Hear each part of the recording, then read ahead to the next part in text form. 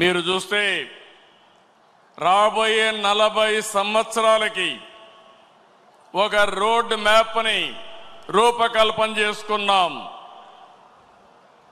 అదే సమయంలో నూతన నాయకత్వాన్ని కూడా తీసుకొస్తున్నాం ఎప్పటికప్పుడు. ఇంకో పక్క 6 శాసనాలు చేసుకుంటున్నాం.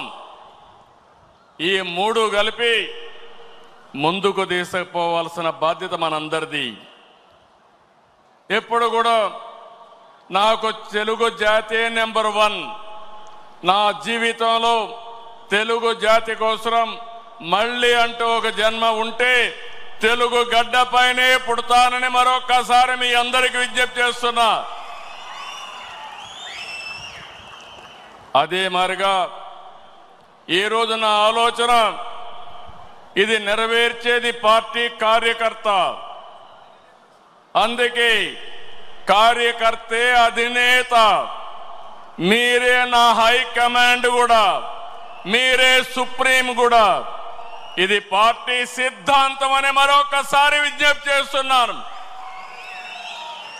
వేదిక పైనుండే నాయకులు కానీ మీరు కానీ అందరం గుర్తుపెట్టుకోవాల్సింది, పార్టీకి సాధారణ కార్యకర్త ఎప్పటికీ శాశ్వతంగా సుప్రీంగా ఉంటాడని చెప్పి కూడా నేను మీకు తెలియజేస్తున్నా. మామూలు విషయం కాదు.